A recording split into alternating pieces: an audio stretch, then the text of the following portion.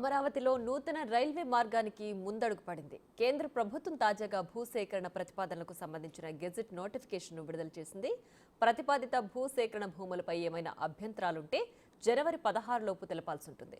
ఎర్రుపాలెం నుంచి అమరావతి మీదుగా నంబూరు వరకు నిర్మించే నూతన రైల్వే లైన్కు 297.499 ఎకరాలను సేకరించేందుకు ఈ గెజెట్ నోటిఫికేషన్ను విడుదల చేశారు.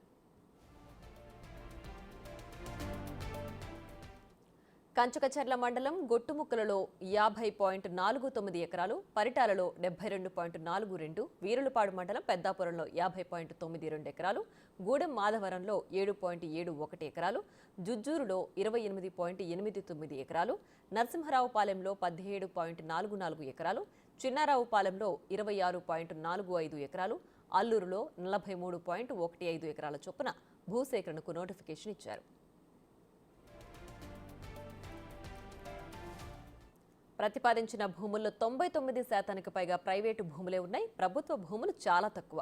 1-2 దేవాదాయ భూములు కూడా ఉన్నాయి. పంచాయతీల పరిధిలో చాలా స్వల్ప సంఖ్యలో పుంత, పీడబ్ల్యూ కెనాల్, వాగు, ఇళ్ల స్థలాలున్నాయి. పరిటాలలో సర్వే నంబర్ 8లో సుమారు 3 ఎకరాల వరకు కోర్టు కేసులో ఉన్న భూములను కూడా భూసేకరణలో పెట్టారు. ఈ భూములను వెంటనే సేకరించడం కుదరదు. కోర్టు కేసులు తేలితే తప్ప సేకరించలేని పరిస్థితి. ఇవి కాకుండా పలుచోట్ల డొంకలు కూడా భూసేకరణలో ఉన్నాయి.